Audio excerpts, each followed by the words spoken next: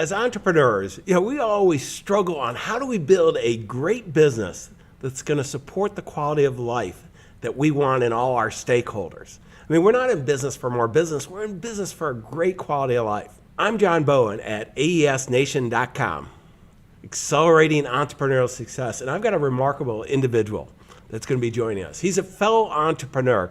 He started out as a CPA, and we won't hold that against him.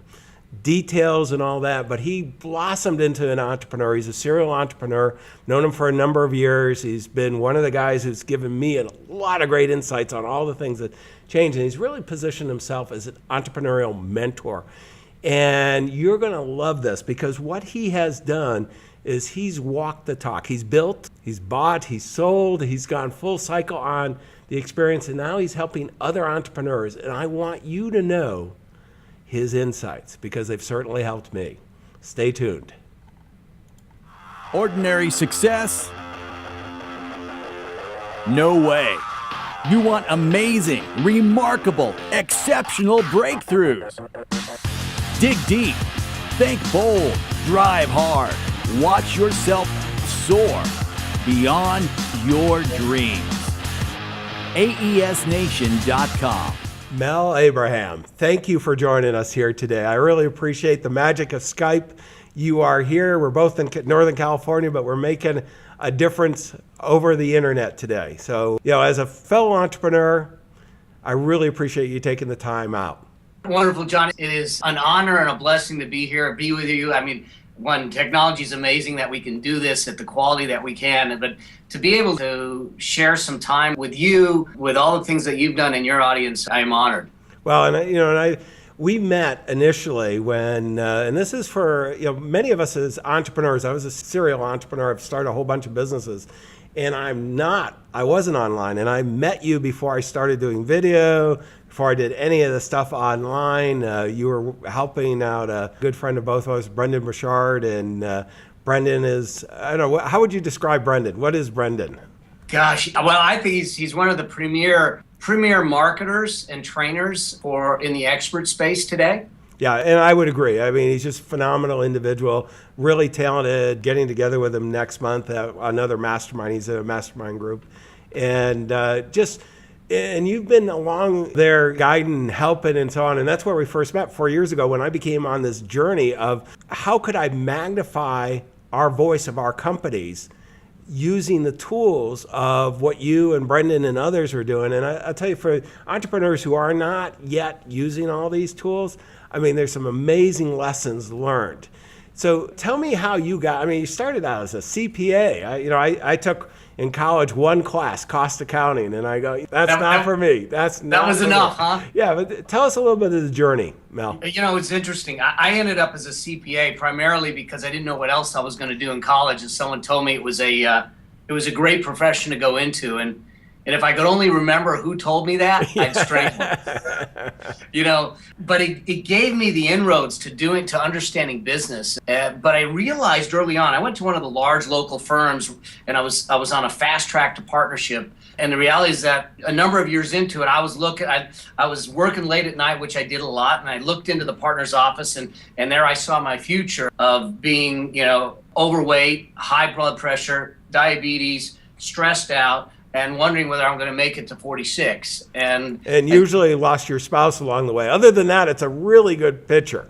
Yeah, it's a really good road. So I literally that night walked in and quit and took off and actually left and went to Japan for a number of months, which is a whole nother story. But came back knowing that I wanted to do something more, that I didn't want to just be a little cog in the wheel. I wanted to build something. I wanted to have a greater impact. I wanted to know that I could make a difference in people's businesses and lives. And that's how this journey started. So I ended up going into a large local firm and splitting. My partners in 1997 came to me and said, hey, we don't want to be a partner anymore, which left me with no client backlog, no cash flow. I had just purchased a house, so it was $350,000 in debt. And that year happened to be the year that I became a single full-time dad. So here I was trying to take care of what was one of my life's greatest gifts and greatest responsibilities while trying to allow my dreams to flourish. And so I started working like crazy to build it. not knowing whether I was doing it right. Well, and it's one of the things that happens, Mel, and I mean, you've worked with so many entrepreneurs and life in truths. I mean, you've had your experiences. I've had mine too. Absolutely. And it's not, getting knocked down. All of us get knocked down, but it's how we get back up. Yeah. That is how we deal with these things. So you got knocked down, a lot of things going on in life, a lot of responsibilities. You've made the decision now to go in this direction. Where did it take you?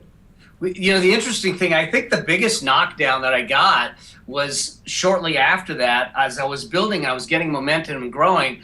My son came home from school one day and looked at me and he says, "Hey, Daddy, he says, I drew a picture of you at school today." And I bent down to look at this picture, and there I was, a felt tip pen drawing in blue pen of me standing in front of two computer screens, a phone in one ear, and a phone in the other ear, and the other one ringing. And it was a shot to the heart to sit back and say, wow, this is how he saw me. It wasn't about us playing ball. It wasn't about us at Disneyland. He saw me in an office doing work, and that's the description he had of his dad.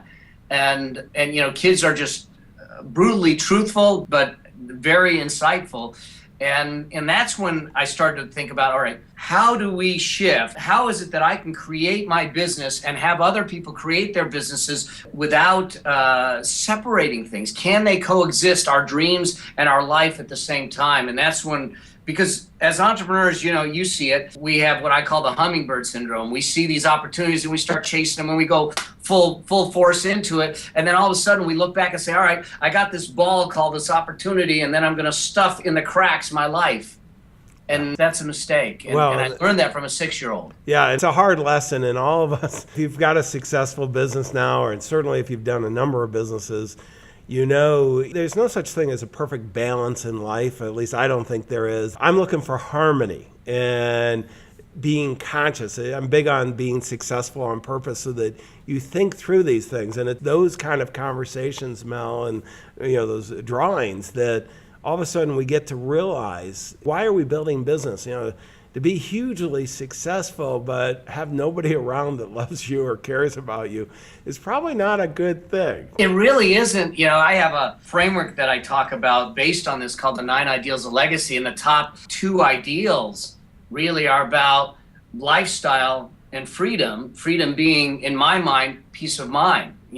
And the truth is that wealth doesn't necessarily equate to peace of mind. You think it does, but it depends on how you're chasing that, how you're building that success as to whether you have peace of mind. And that's part of what came out of this whole interaction with Jeremy, and then this journey. Jeremy, that at that time was 6-7 years old. He's 24 today. So it's been this 18-year journey to figure out how to do this and have them coexist. Because I agree with you, this concept of work-life balance, I don't think is true. I think it's a myth. And I think that what it is, like you're saying, I use a different word, is living life intentionally and making decisions that you're making consciously to look at your business and make business decisions in that context and knowing how it affects everything. Well, for all the entrepreneurs who are with us today, whether you're on the video podcast and viewing this or you're on the audio and listening to us, I mean, these are fundamental issues as an entrepreneur. And this is why I wanted to bring Mel on, is that it's so easy. Well, actually, it's not easy to start a business, but you can start it, have success, hard work, driving. And sometimes we get caught up in that, and always bigger is better. And, it's kind of mine's bigger than yours type thing, often a male thing that we get caught up in. And we forget why we're in it. And today we have Mel, I get the chance to talk with some of the top medical professionals I'm bringing in. I want to focus on quality of life in the podcast, not only just growing your business and, taking care of the team and making smart decisions, but, all of a sudden we're going to start living longer and we're going to have more productive lives. And geez, what a great platform to have a great lifestyle, entrepreneurial business that you can have for the rest of your life is such an opportunity that sometimes we're setting ourselves up for failure. One of the things I tell my entrepreneurs and some of my clients that I mentor, I said, it's not about business for business sake. It's about business for life's sake, and really looking at it in that realm and understanding how that goes. I built a practice. I had 30 plus people working for me at one point in time. And then, but like you said, my quality of life, everything suffered. The joy that I was getting out of it changed and shifted. And that's when I started to shift things and say, how do I want to do this? How do I want to move things away and start to change the way I interacted with my business world, if you will. And now I'm actually making more money, having more free time. I took 82 days off last year with my beautiful wife to travel the world and enjoying it a lot more. And there's just me and a couple of staff. That's it. Well, let's take a step back, because I mean, we can go into and compare our down moments, as I mentioned. And, you know, if we had everybody on Skype with us or Google Plus or Google Hangout, and we got everybody on, we'd have all kinds of stories. What I'd like to do is help our fellow entrepreneurs. Mel, how can we not have to go through that low moment? I mean, I can remember going in and we had overexpanded the business, had built an office building, leveraged up to the hill, recession happened, and almost went bankrupt, and didn't. But, you know, it's just, there's nothing like coming home to your wife and saying, honey, I think we're losing everything. And I have a great wife of 33 years, and she hugged me and said, well, we'll do it better next time. And that's wonderful. Yeah, that was like, I think I cried. She did. But, but, you know, we all have those moments, but it's, how can we, you know, I forget the name of the consultant. He's one of the famous guys. He's retired now, and he wrote a book called The Fat Smoker Strategy, or, you know, that we all wait until we have the heart attack and then we lose the weight, we go ahead. How can we not have the entrepreneurial heart attack and design our business? You know, I call it successful on purpose. You call it intentional. What are some of the steps that we do to make this happen?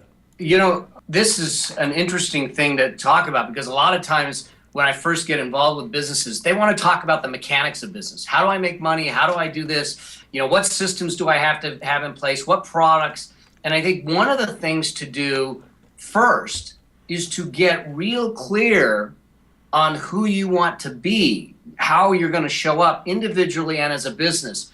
Because until we understand those concepts of corporate identity or business identity, what our values are in our business, what our vision is of what we're going to stand for, we can't make the proper decisions on the mechanics of business. And what ends up happening is we get carried away in the current of opportunities. We're not filtering the opportunities. One of the biggest things that allowed me to grow, and it's a challenge daily, to grow the way I've grown without it sucking the life out of me, is being able to know what I stand for, what are the opportunities that I'm looking at, and why I'm going that way. So when something comes to me, I can look at it and say, it's a great opportunity, but it's not the right time for me, or it's not right for me. And being willing, and that one of the hardest things for an entrepreneur to do is to say no to opportunities. And one of the greatest gifts you can give yourself is to be able to look at it and say, not for me. And what I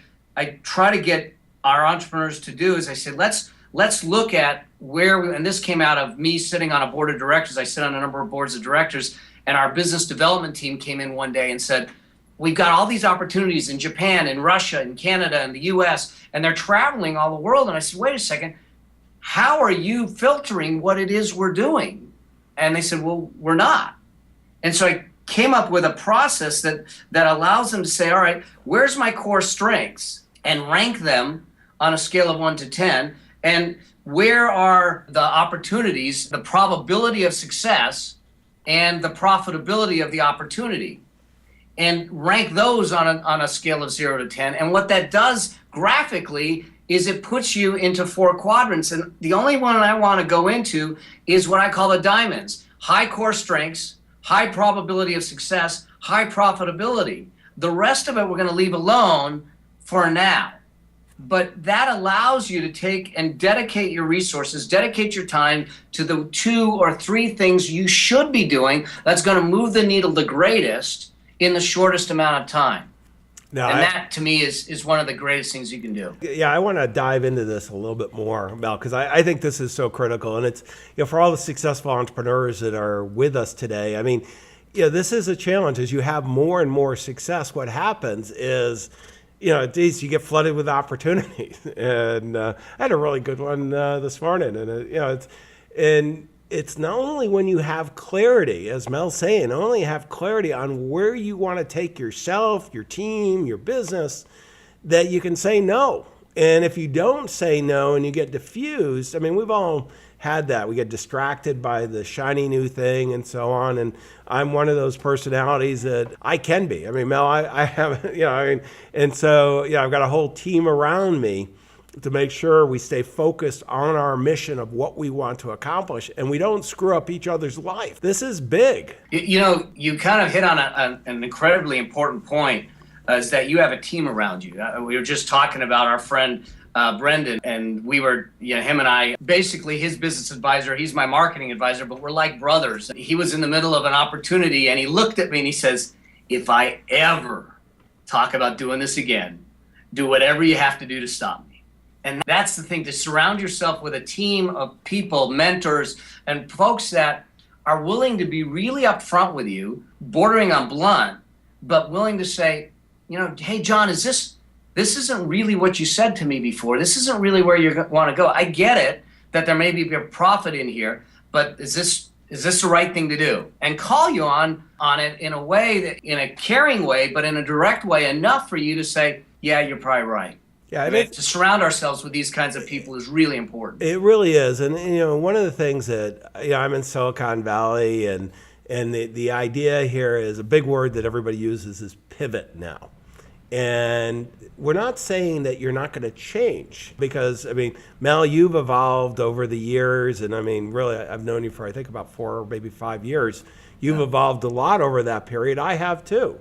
We're not talking about changing, but we're talking about living intentionally on what we want to achieve and bringing that team. And I've got some great people, both family and business, that kind of will say, hey, John, wait a minute, is that where you want to go? And oftentimes they're right. No, I don't really want to go that way. Well, why are you doing that? Absolutely. Well, Mel, tell me, let's go to a segment here. What are you passionate about now? What are you working on? Gosh, there's actually 2 things that I'm really working on. One is I've got my book is in the final stages of publication. The Entrepreneur Solution is in the final stages. We're in the cover design phase. That's going to be out toward the latter part of this year. And so we're in the process of planning and strategizing for that. Well, congratulations being at that point. I am looking forward to a good read here because I know there'll be some great insights. It's going to be I'm biased, but it's going to be a great book. And it's a story of a journey, entrepreneurial journey. But the other thing that I'm in the process of, I've got my live events and stuff, but we're kicking off my YouTube channel, my entrepreneurial YouTube channel, and doing the podcasts and all that. That is probably launching in the next 3 or 4 weeks. So we're real excited about that. The idea is to provide some guidance to the entrepreneurs and business owners that are out there, as well as those that are looking to find their way into that place, to look at the new paradigm for life and say, I don't have to give up my dreams. I can pull them out of the darkness, dust them off, and go forward and make that happen. And to give them access to information that they might not otherwise have had access to, in a place that they can go to ask questions and build from. And so that's really kind of the 2 areas that I'm really focused in on and working with entrepreneurs. So I think we live in a time of unprecedented opportunity because there's unprecedented change today. And it's the place that entrepreneurs fit the best. Well, there's such a need for leadership, and all of us as entrepreneurs just have a huge opportunity. And now with tools at hand that we're talking about here. Mel, when was the first business video that you shot? Gosh, I think I buried it because it wasn't very good. It's very important that we don't show our very first one. So if you haven't done it yet, get your first one out right away. Get it out of the way. Yeah. Absolutely. Because I never thought it would be so hard to just get my name out. Mm-hmm. But I probably started shooting videos, it's been probably 4 years, but most of my videos when I first started were live videos. Mm-hmm. So I was in the front of a live audience, but the first time that I tried to do it in a studio was probably about 3.5 years ago. And talking to that camera, it's not an easy thing to do. But I realized, just like pretty much any business skill, it's learnable, and it's a matter of repetition and doing it and being willing to trip and fall, and then finding the fun in it and laughing and going, that really sucked. You know? Well, and I mean, really, you and I are doing this. This is, this is a one-take video or audio if you're listening on audio, and we want to get our messages out, both of us. And the reason why I wanted to just stop on that for a second, Mel, is that I see, this is it's a great tool. I didn't probably started using video more than a couple that I shot out about 4 years ago too. And so you're looking at two guys starting in the financial services industry that are on video and then have, thousands and thousands of people that are following us, that we can get that message out. And the reason why I'm sharing that with you is this isn't that hard to do. You can find, people that can help you, and, and the people who are really good at it, like Brendan, I mean, Brendan's numbers are just off the chart. Yeah, absolutely off the charts. And you don't need to be at that level to make an impact. You don't, and I think that there's something to be said a little bit even for the raw. I recently was just actually in Sydney speaking with Brendan. We were out there speaking, and I literally took my $250 Vixia camera. I had a Gorilla tripod. I walked out underneath the Sydney Harbor Bridge, attached it to a rail, plugged in a $20 microphone, and shot a 10-minute video for folks. Yeah, I mean, are you on a webcam? It's a really good quality Yes. picture. Yeah, so I mean, $100 at most type webcam. I do have a camcorder, so I got a $1,000 camera here because it's a home studio. But I mean, it's just, you don't need, for $1,000, you got the whole production studio that a truck would have been. A $250,000 TV studio on the wheels. Just a few years ago. I remember, I think YouTube started 2005. So, this is, getting your message out, leveraging it. Once you get clear, coming back to what you get clear, you get intentional, as Mel's saying, you know what you want to accomplish. Boy, there's never been a better time to be an entrepreneur. No, you know what? Especially because we kind of come from the same worlds, the financial worlds. I mean, the thought of financial professionals coming out from behind the desk and doing a video, I think that if we understand that as mentors, as entrepreneurs, as financial professionals even, the realization is that each business has a personality, and one of the greatest ways for them to allow to see into your soul of the personality of the business and who you are and resonate with you is through video, because they can see your facial expressions, they can see the passion you have, they can see your messaging, they can watch you. It's not like sending a brochure anymore, and I think we can connect with people. We often confuse the context. I've got 2,000 friends on Facebook. Well, they're not friends, they're contacts. And contacts don't equate to connections. And that's what I think the market space is really starved for, is connecting. Well, and one of the things, let me go on this, and I'm going to come to the apps, but the research we've done, Mel, and it's 84% of affluent, and financial guys, so we define affluent as $1 million or more financial assets, 84% want to, in any business transaction, emotionally connect with you first. Okay, then they're going to use logic to justify the engagement. So when we talk about emotionally connecting, this is storytelling, this is, getting your personality out, and it's very hard to do that, without connecting from, whether it's video or audio or in a very well thought out communication. Absolutely it is. Well, let's go to the next segment. Okay.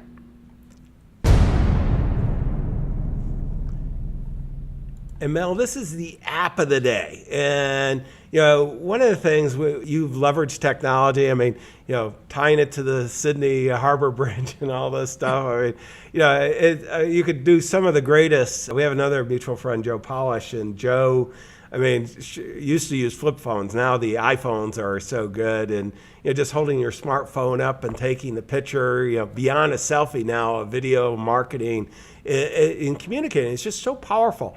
But are there any apps that you're using on your smartphone? Well, I'm trying to stay in contact with my audience, with my peers and everything. So a lot of my apps that I use are the more traditional apps, social media apps, the Facebook and the Instagrams and the Twitters on the phone. But I'm combining them with, for instance, shooting video on my iPhone and or shooting pictures on an iPhone and giving messages and encouragement and all that. So by and large, I probably spend a lot of time when we talk about apps doing that. And when I see something, it's getting comfortable with seeing something, just like I did at the Sydney Harbor Bridge, and going, I want to just shoot something. Just give me a moment, I'm going to shoot something. And being able to do that. People are walking around, when you see this video of the Sydney Harbor Bridge, there was a school field trip, and the kids were walking, and one kid wanted to walk between the camera and me, and you just kind of roll with it. And having fun with it, making it real, I think makes a difference. And so I spend time just, connecting with the audience as much as I can based upon what's going on in life right there, using the apps on the phone. And has that been effective for you? It has.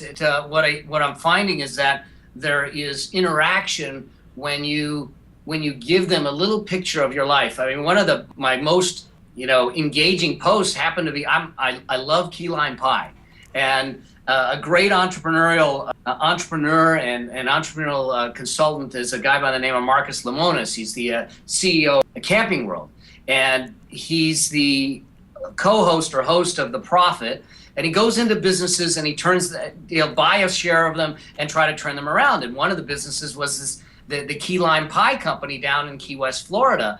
And I saw that they put this the Profit deal out, and I ordered the Profit deal, which was like 2 key lime pies and a bunch of chocolate dipped key lime pies. And I work out a lot to work that stuff off. But I spread them all out, and I took a picture of me holding a pie up and going, it's a key lime day. And I talked about the lessons from that show and how he turned them around. But they saw a little picture of me personally in that process, and it really engaged with them. And a lot of folks started to really correspond with me and dialogue with me about some of the lessons, because it wasn't just pure business. It was a little picture into my life. No, and I got to tell you, so many valuable relationships have happened because of doing that for me too. I mean, you gotta make sure, however you do it in life, that you don't let it overcome you, but that be, successful on purpose, intentional on this. Okay, let's go to the next segment. Sure. And so the book of the day, what is the book of the day? What would you want to recommend that your fellow entrepreneurs? I think one of the books that I'm love right now is Simon Sinek's book, Leaders Are the Last to Eat. Yeah, let me put it up on screen. This is the Amazon one, and I have not read it. As a matter of fact, I didn't know he had it out, so that will be one I'll be ordering today. It's a great book about leadership from a different perspective and understanding the why and resonating with your team. And I think that he does it in such a way that he brings in a little bit of the science, but also the psychology behind it and the performance behind it. And it's a wonderfully put together book on the topic. Both my wife, she's built, created, and worked with teams for the last 2 decades in her management position. And so she's reading it and loves the stuff in it too. Well, and you mentioned there was another book, and I told you I would go ahead and let you do it because this is an area that you and I both love. Yeah, we've got a really good friend that's helped both of us, Bo Eason. But tell me what the book is. So this is a book. This is also a book that is written by the director of consumer communication from Procter & Gamble, a guy by the name of Paul Smith, and it is Start with a Story. And the cool thing about this book is what he's done is he talks about story in a business context and how to structure a story. But then most of the chapters are broken down into the 21 biggest leadership challenges of the day. And in each of those chapters, he's encapsulating how to use story to affect those challenges, to transcend those challenges, and to work your team through those challenges. And so that's those are the 2 books that I've really focused on of late. It's Start with a Story. Who's the author again? Paul Smith. Okay, I'm pulling up the wrong one here, so let me just do that. And we have a mutual friend. Why don't you mention Bo while I'm typing this in? Bo Eason is a mutual friend of ours, probably one of the greatest storytellers of our time. But I think that doesn't do him justice, because he lives his stories. I mean, when the audience sees him perform his stuff, they live it. It's an emotional experience. And Bo came as a retired NFL player who said to himself when he got out of the NFL, he was so used to physically, exerting himself and releasing that tension that he turned around and said, I got to find some other release for me, otherwise I'm going to jail. And so that release for him was he has found he has found a release. He has, and it is an incredible experience to have him. But we talk about Bo, we talk about Brendan and yourself, John. I think that there's something beneath that the generosity of these folks, the authenticity of yourself and a Bo and a Brendan that you may not see on the screen, but we know because we know them personally is amazing, because they're real people, they live real lives, and they really care about what they're doing and why they're doing it, and they'll serve just for the sake of serving. Yeah. So, and definitely, I just thought of it. I think you introduced me to Bo too. So yes, thank you. Yes. Okay, let's go to the segment. I need one key idea. Hang on just for a second. And this is my favorite segment. It's the one entrepreneurial insight. With all this journey you've been on, what would be the one thing that jumps out? Gosh, I think the one thing that jumps out and that's shifted everything with the way I do business and many of the folks that I am mentoring do business is to realize that I don't believe that there is such a thing as a business decision, and that every decision we make is a life decision. The context may be business, but we need to realize that the choices we make affect lives, whether it's our team lives, our significant others, our children. We need to make those decisions in the context of a life decision. And when we do, we give it the proper weight, we give it the proper attention, we give it the proper focus, and we typically make the better decision for the grand scheme of life versus just a profit motive. No, I couldn't agree with you more. I think it's so easy. And this is, it's maybe a little understandable as we're getting started that you're driving, but you're setting yourself up for disappointment all along life. And then, when we've accumulated a decent net worth, so we're okay, we're independent, and we're still charging hard, it's so easy to, effectively lose the most important things in our life. So, make sure to take that time. Go to resources. And I'm going to pull up your website, Mel. What can they have there? And probably the best thing is if they just log into there, you'll get a series of my training videos, and you'll get access to the training that I'm continually adding. Like I said, we're starting the YouTube channel with more and more videos. So I like to do things via video. It's easier than me sitting at a keyboard. So by subscribing to those videos, you'll get a training series, and then you'll continue to get training videos. You'll have access to be able to ask questions of me, and that may actually turn up in another new video to respond to it. So that's probably the best resource that I could give, because it'll be continually updated. No, that's great. And I can share that Mel's got some unbelievable content, so you'll want to visit that. Let me summarize everything.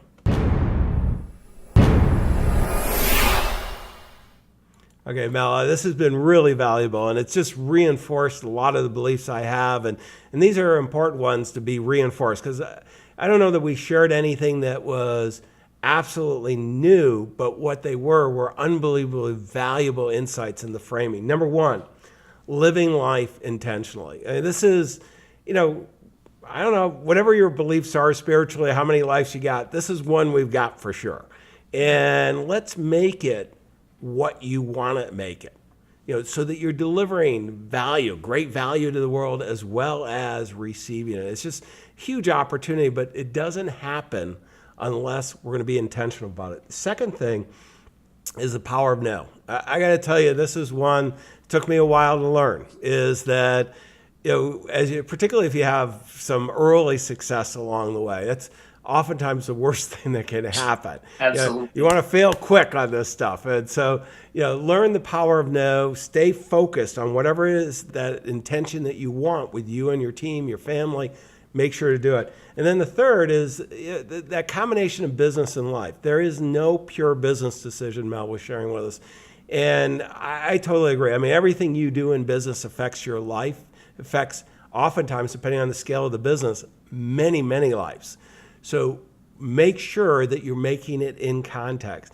Mel, this has been fantastic. You're a remarkable guy. You're really out there making a difference. I want to thank you for joining us today and sharing your insights. Well, thank you, John, for asking me. This was, like I said, it was my honor to be part of this and share the time with you. I look forward to it and look forward to seeing you again soon. Okay, well, I do as well. And for all our fellow entrepreneurs out there, let's go out and make a difference. Your clients, your customers, and all those future ones, they're counting on you to live life intentionally. Let's go out and make a huge difference together.